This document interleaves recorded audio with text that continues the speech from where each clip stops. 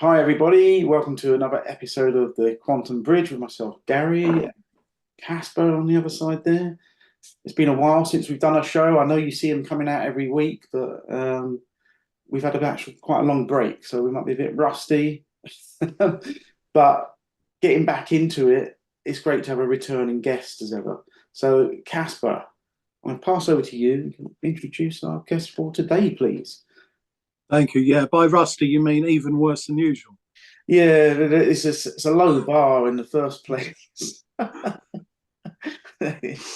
Well, But yeah, yeah. Since we haven't got that much to get back to, have we? So we should be all right. yeah, Anyway, without further ado, because we've got a returning guest, someone who's been very supportive of the channel, came on early with us, which was very kind of him. So Asher Tan, returning from CoinJar. Hi, Asher. Nice to see you again. Hi, gents. Nice to be back. He's in. He's back. Yeah, that, and Asher has obviously been on another type of journey with CoinJar and with the whole world of regulation and so on over the period since we last spoke with him. So, given that Gary and I can no longer use Pepe to buy cups of tea with, this is it. Asher, what's going on? Yeah, maybe I'll do a quick background on myself and Yeah, that'd be CoinJar, great. Thank you. everyone who hasn't tuned in before. So, Yep. my name's Asher. I run CoinJar, which is a centralized cryptocurrency exchange. We allow you to buy, sell, and spend in some ways a cryptocurrency. And I think the product that Gary and Casper were always quite fond of was our CoinJar card, available in the UK, or was available for about 2 years. It's still running in Australia, which it has been for maybe about 7, 8 years now. I think we've been going in Australia with the card product, but in the UK, we've had the card program for about 2 years. It's just been grandfathered, but we still are running in the UK if you want to buy or sell cryptocurrency, and which goes back to your bank account. Mm. Yeah, it's a nice, easy way to use at the exchange, and I certainly haven't taken anything off or moved it away. It's always been easy to use. It's just a real shame that we can't have that additional element. So, Asher, tell us as much as you're able to or feel comfortable with what happened to prevent the card from being usable. Yeah, so I think just for the bit of the genesis of the card, we started it in Australia. It was a great product. When we started CoinJar in the UK, it was very much our intention to sort of replicate our product suite that we had in Australia in the UK. We went with a card issuer that we were familiar with, who was originally from Australia. They were expanding in this region, and we thought we'd continue to partner them for this UK card project. It ran for 2 years. It was licensed out of their Irish entity, and towards the program, because they were unable to secure UK licensing, they had to move our program from Ireland to the UK under a new program manager, which entailed a whole bunch of steps that would be essentially starting from new, as in, onboarding again, providing, uh, you know, compliance information to them, sharing a lot of, data with them. And I think it was a bit onerous for the size of the program and what they were asking us to do. There were a bunch of steps to get through, which I think we were still quite happy to do. And then to compound that, while we were discussing trying to move on with the transition, the existing card program issuer had a few technical errors. I think we were finding there were some issues with the card technically. And I think our product team got in touch to address them, and maybe felt they could have been dealt with in a more productive and quicker manner. So I think a bunch of issues. One is, I guess, technical, but also compounded by the move of the program. And given all the headwinds, we decided it might have been best to grandfather this card program right now.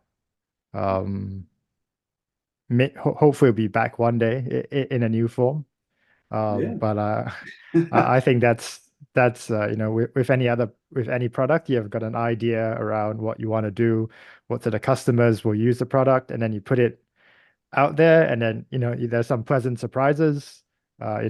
Both of you are obviously very vocal users of the card, and it was great to see.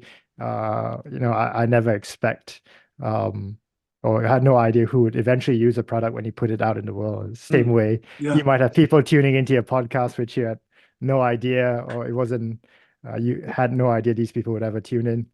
But again, put it out there. We had some usage. I would say it wasn't a huge program, probably under 5,000 card users it, in total. So quite a relatively small program, but again, quite interesting. Became too difficult to manage. So again, grandfathered the product, but I think it's still a good use case. I was just at a meetup recently, and the topic that often comes up is how do we spend our cryptocurrency? And it's always, oh, I wish there was a card for it, or I wish there was some way more retailers would accept it. And just as I was going to say, hey, actually we have a solution for that, I was like, oh no, we don't have this anymore. So yeah, I think that's one of the challenges, not just for us, but cryptocurrency in general. People are still trying to figure out, is this a medium of exchange? Can I pay for it? Could I buy a big ticket item for it? Could I buy a small ticket item for it? And so, yeah, I think those are very much still challenges in this cryptocurrency domain. Do you think that's because of, just like you say, the market in general and awareness? Because we've spoken, we only have a small channel, but we've discussed this quite a lot because our audience, in some sense, they're concerned about sovereignty and maybe moving away from traditional banking and fiat and all this. So they're always saying, but how do I spend this stuff? And that's why we've discussed these type of things, that you can spend your crypto. You can, everyone's waiting for like some sort of asset-backed type of fiat currency type thing. But there are options where you can spend fractionalized gold on cards. So there are lots of options, but I think it's just maybe the awareness at the minute. I mean, even crypto as a market, if you're talking the world, is still quite fringe or small. Maybe a lot of people know of it, but how many people are actually in it? How do you feel about that? Yeah, and I think even in the crypto curious, I think there are many who prefer to use it as a store of wealth, a sort of a rainy day fund. And that's not to say that's different thinking and to being self-sovereign, but I guess in terms of how do you want to protect your finances, some people would rather stash it under their mattress than transact with it. So I think even in that subsection, there are many ways people choose to go about their personal finances when it comes to cryptocurrency. Yeah, We are at great. And what about that you don't? We have options now, don't we? We don't have to necessarily trade in the nation's currencies. I know that that's what was the beauty of these cards, that would sort of convert at the point of sale. So you're still paying in pounds or dollars or whatever.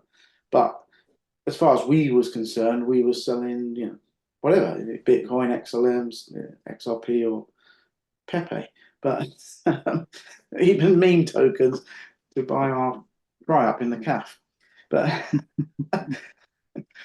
I think there was just one other thing when you mentioned the technicalities of these things. Is, if you can say, is it obviously on the card we see in Mastercard? Is that different from the actual technical side of it? Who's making that technology that does that processing? I mean, a Mastercard just because the units are everywhere and it's another third party that are doing the actual nuts and bolts? Or? Yeah, so there are quite a few parties involved, I think, hence sort of explaining there's like a program manager, a card issuer, then that's ourselves, and there's MasterCard as well. And I think all the parties have to be aware of what what we're doing. So it's not, that MasterCard has to be aware of our program. When we put out marketing, it has to be approved both by MasterCard and the program issuer itself.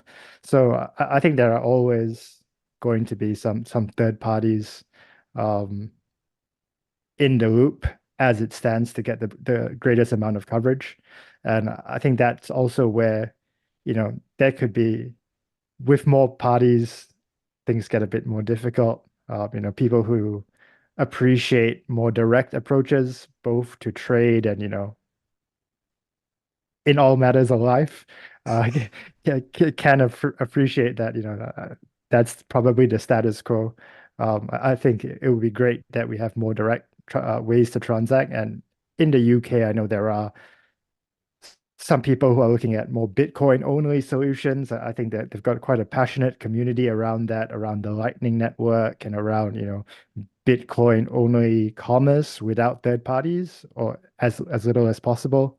So I think that's one great thing that the Bitcoin community has going for it.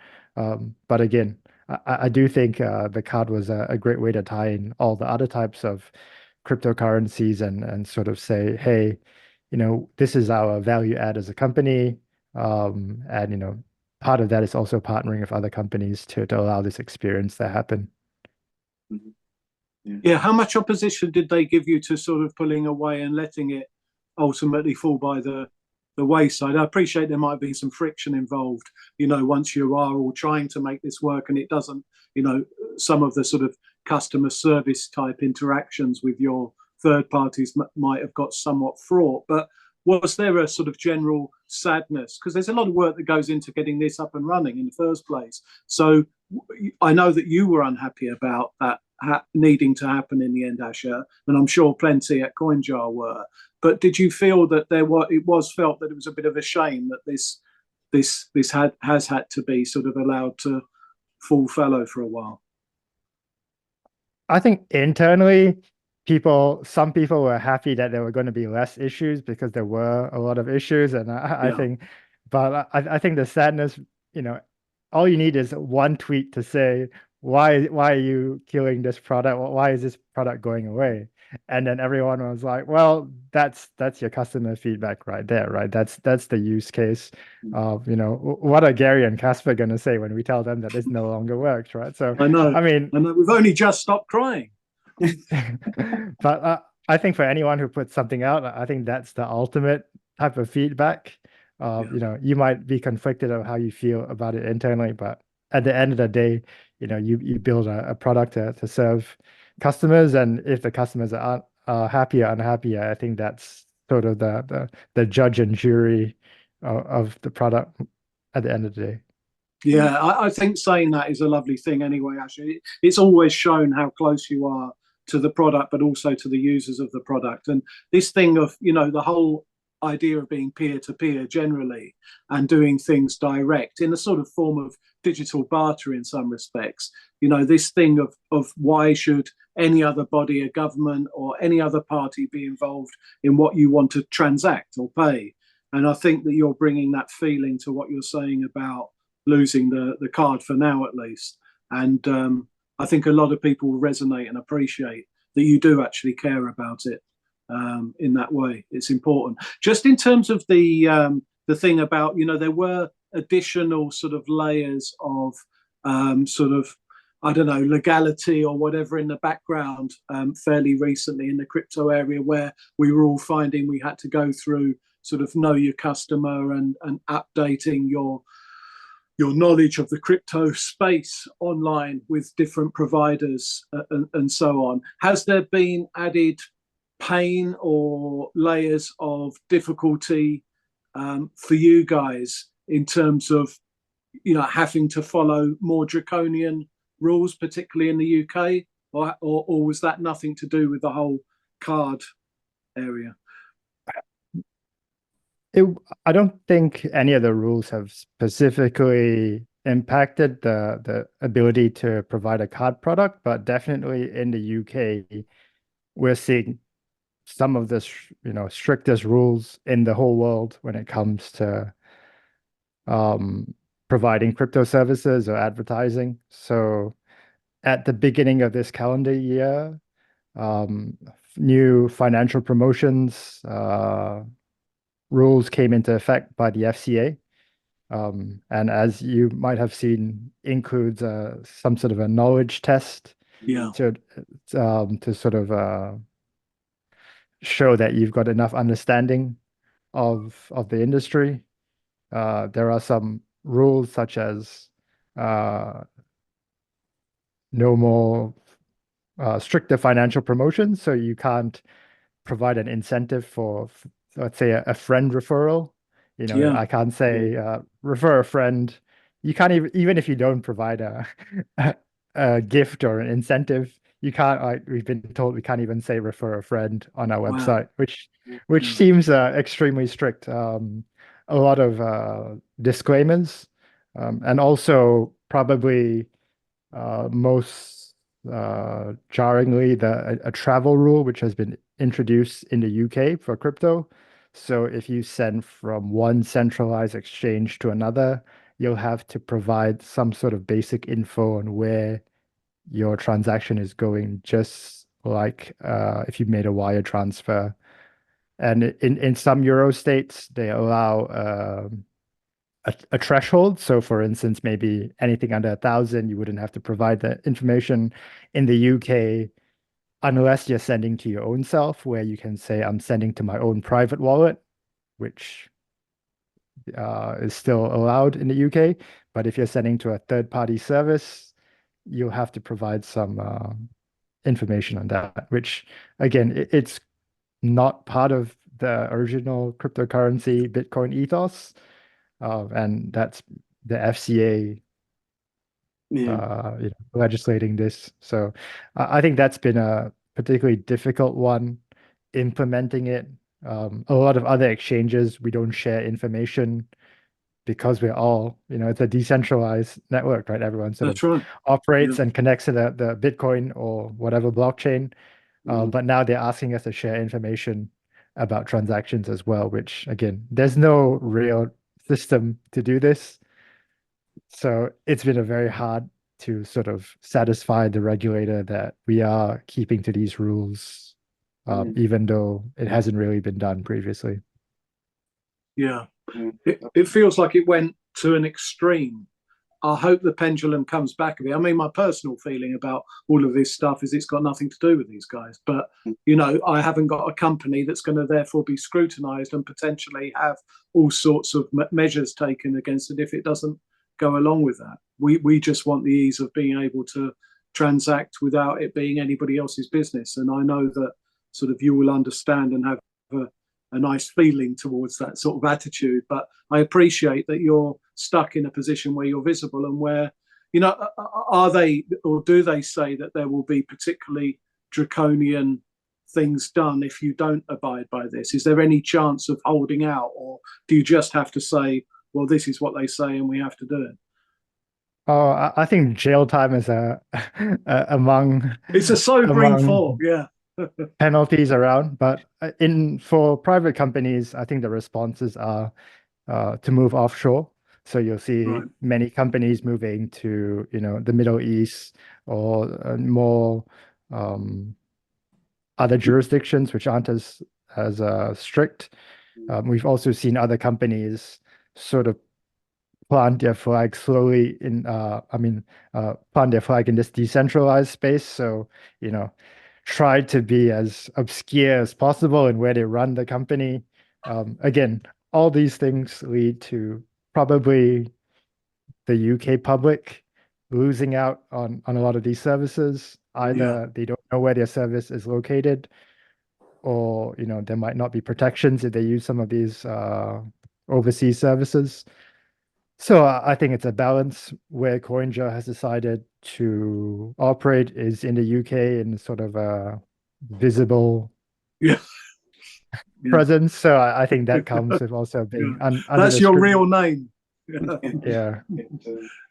Yeah. I mean, I hate tests anyway. So when I opened up my app and it's like, you need to pass this questionnaire thing, I was like, oh no.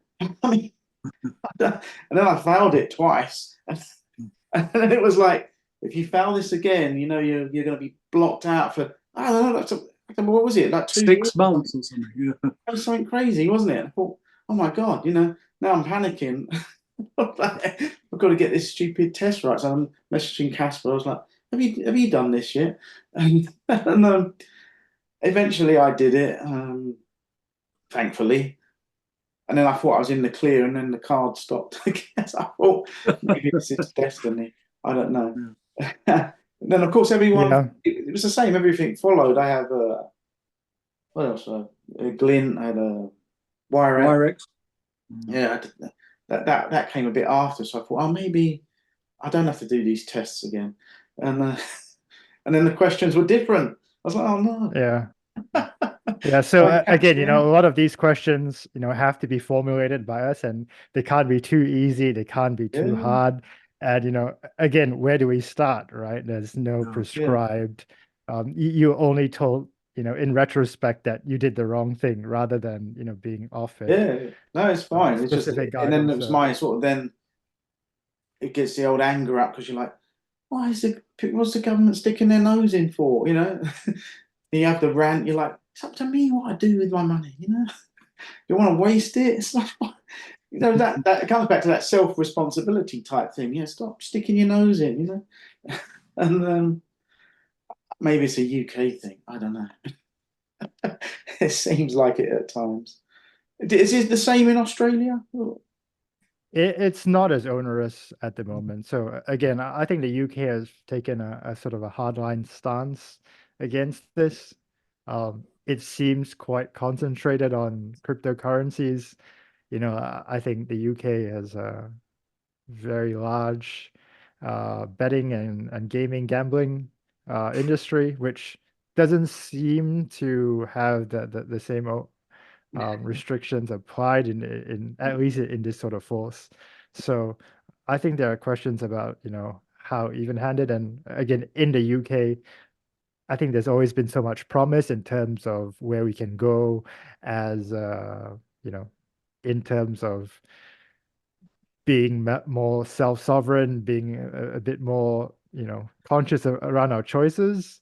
But I think also that the audience has maybe been somewhat conservative in the UK because maybe we haven't had some of these challenges that other places Hmm, have come up against. So again, always a good time to reassess your situation, your financial situation, your financial choices, what options are available to you, which sort of providers you want to use, which sort of providers you still can use in the UK, technically.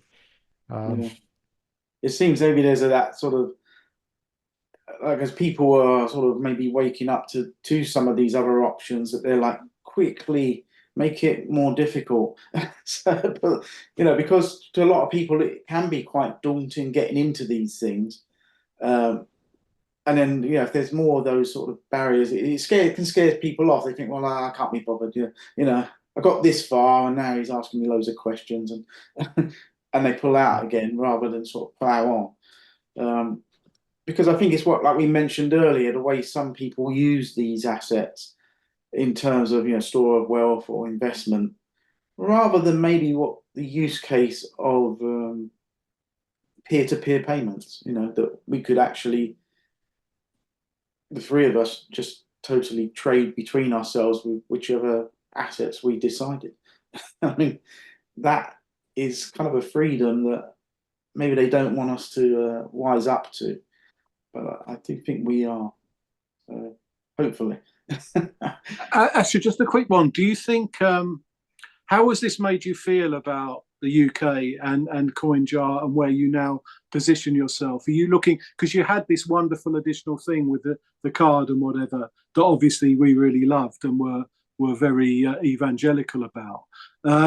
How has it put you off operating here in the UK? How do you feel about it now? I mean, I'll just go through the history because I just had to, I think, explain this to some regulators as well. But I think if you look at the UK, we first came to the UK as early as 2015. And in 2015, UK Department of Trade was one of the, bodies that sort of encourage us to come to the UK to start a UK business. And at that time, the narrative was, if you come to the UK and you set up here, you can sell to the rest of Europe with a single market license. So I think a lot of companies did start in the UK thinking they'd have access to a larger market. Obviously, Brexit happened for better, for worse, and we've had to find a European base, and we've picked Ireland as our EU base, and I think other financial companies have done the same. But I think the idea of the UK being an European base, and now the UK is just a standalone, region, and then with all these extra regulations on the UK, it is becoming quite a difficult operating environment, especially for smaller players in the market.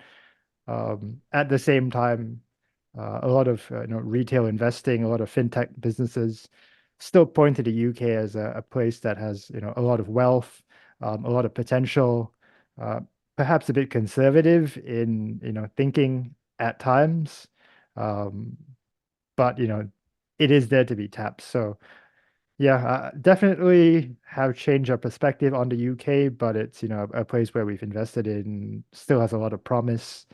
We'll see what tomorrow brings for the UK, but again, definitely has changed Yeah. the goalposts quite a bit since we decided to set up here. Yeah. Yeah. And again, the people wanted to be sovereign, and they don't like that, so they fight back with their regulations. But anyway, as per usual, running short on time. So if there's anything, Casper, you want to close on? No, I think I just find it sad that Asher and the business went through, as he rightly pointed out, that they came here under the auspices of this was going to be a great base. And then for whatever reason, that became more difficult. And now just that continual sort of pressure cooker. I just hope that the pendulum swings back, because, Asher is a great contact, always very giving of his time, always as open as he can be. And we will continue to support him in whatever way we can. But I'm just glad that he's still operating here, and that you're still based here. And, Thanks all for having me again. I hope that next time I come on, I can announce our rejuvenated card product or something else. In the meantime, I'm going to say an early congratulations, because you're waiting for, do you know if it's a boy or a girl, or you're just having a surprise? It'd be a boy, so we'll see. Ah, there we go. That's an exclusive. I'm going to take that, yeah. Anytime. It's all right. By the time it comes out, yeah, it'll be 6 months old anyway. So with our videos, yeah. We don't have much in stock, so you might get that quick. No. You might be out sooner. Yeah. Very, very, very best with all of that, Asher, and that's beautiful news. Yeah. Thanks, gents. Thank you very much. You take care. Lovely to see you. Bye now. Bye-bye.